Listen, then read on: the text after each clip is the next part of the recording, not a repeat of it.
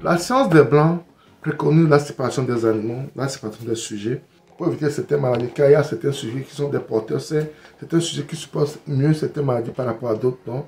Il faut séparer ces sujets pour éviter que d'autres tombent plus facilement malades. C'est ce que la science nous préconise. Mais pourtant, nos grands-parents ne faisaient pas ça. Ils avaient les chèvres, les moutons, les boucs, les canards, les dindons, les pigeons ensemble. Et ça marchait. C'est ce qu'ils faisaient. Et le blanc nous a dit c'est très mauvais de pratiquer l'élevage comme ça. Et on a commencé par faire ce que le blanc nous a dit parce que le blanc connaît mieux que nous. Je suis tombé sur une vidéo d'un monsieur qui a fait ses études en Russie. Il a fait ses études de vétérinaire en Russie. Il est rentré. Et quand il est rentré, il a voulu faire les choses autrement. Il a été tellement critiqué, il a été banni. Après des années, ils se sont rendus compte que ce qu'il apporte peut aussi aider la communauté. Ça peut aussi aider le petit villageois d'à côté, le paysan. C'est du professeur Babadjire du Bénin. Aujourd'hui, j'ai envie de vous parler de l'élevage autrement également, qui peut aider, qui peut nourrir aussi son nom.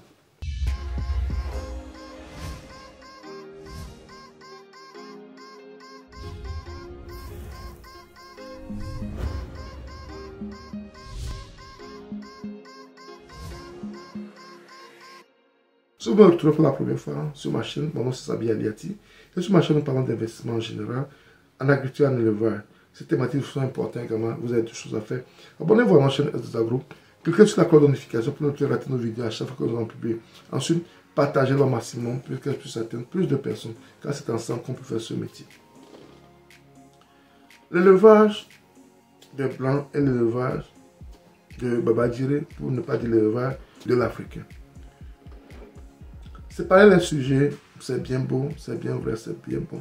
Par rapport à leurs conditions de vie, à leur niveau de vie, par rapport à leurs problématiques propres à eux, que le blanc nous a imposé cela. Que le blanc dit que ça c'est un moyen efficace de pratiquer l'élevage. Est-ce qu'elle est adaptée à notre niveau? Est-ce qu'on ne peut pas faire autrement? Est-ce qu'on ne peut pas développer ce que nous on faisait avant? Ce que nos grands-parents faisaient avant? Est-ce qu'on ne peut pas développer ce que nos grands-parents faisaient avant? Et Babadjire l'a prouvé, il a prouvé, il a prouvé, et il a eu de très très bons résultats. Ces résultats sont critiqués et continuent pas à être critiqués jusqu'à aujourd'hui parce qu'il y a des gens qui ne veulent pas faire des efforts pour améliorer ce que nous on peut faire également, ce que nous on peut améliorer également. Même quand on met les animaux ensemble, ils ont aussi des avantages. Il y a plusieurs avantages à mettre les animaux ensemble. Il y a beaucoup d'avantages également à mettre les animaux ensemble. On gagne en temps. Des fois, ces animaux qui sont porteurs sains peuvent transmettre ces maladies à les canards par exemple peuvent transmettre ces maladies aux poules. Et arrivé à un moment, ces poules aussi deviennent immunisées contre ces maladies. Pas toujours trouver noir la chose. Et même au niveau de Babadjire, lui n'utilise même pas de couveuse. Il a des très très bons résultats. Et c'est ce qu'on essaie de faire des fois chez nous, sur nos fermes de agro. On essaie de faire l'élevage autrement. On essaie de faire l'élevage autrement. On essaie également de faire l'élevage autrement. Parce qu'on pense que ça peut aussi aider. Tous ceux qui veulent investir en élevage en agriculture n'ont pas les moyens de faire une grande construction. N'ont pas les moyens de faire une grande construction pour leurs animaux, pour leurs sujets. Mais ils ont vraiment l'amour de la chose. Quoi faire? Abandonner parce qu'ils n'ont pas les moyens? Non. Ils peuvent améliorer ce qu'ils ont déjà. Avec peu de moyens, on peut l'améliorer. Et nous, on le fait à notre niveau. Nous avons les canards, les poules, les moutons, des fois qui mangent ensemble, qui restent ensemble, qui se promènent ensemble. Dans la nature, bien sûr. Ils se promènent dans la nature. Ça permet un développement aussi harmonieux de ces animaux.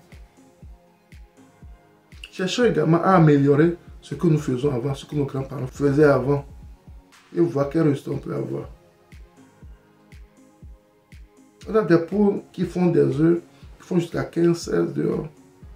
Couvre ça et on a toutes les poussées sont en forme. Et à l'éclosion, des fois on laisse la poule avec ses enfants, des fois on ramasse les petits. Ça dépend de l'objectif et du contrat que nous avons à respecter. Donc tout ça là, il faut penser à l'améliorer également. Je ne suis pas contre la séparation des sujets, je le fais aussi des fois chez moi, mais il faut penser également à mettre les sujets ensemble, si tu peux, si tu veux, pour faire l'élevage autrement. Faire l'élevage autrement. Vous allez voir ces sujets par exemple, nous on les nourrit des fois avec le reste de la nourriture. Le reste de la nourriture de la maison. Après la fin de manger le riz, l'haricot, la pâte et autres, on amène ça et on nourrit nos animaux. Et ce sont des éléments très très riches pour le développement. Ce sont des éléments très riches pour le développement. Donc c'est à nous de repenser, améliorer ce que nos grands-parents faisaient avant. C'est à nous de penser comment faire pour améliorer cela. Il ne faut pas l'abandonner catégoriquement et dire que ça ne marche pas. Je sais que cette vidéo aura beaucoup de critiques parce que les gens sont franchement contre cette pratique qui est juste d'une autre époque. Il faut savoir également que tout ce que nous mangeons a des répercussions sur nos santé. C'est pourquoi il est important de savoir quoi manger.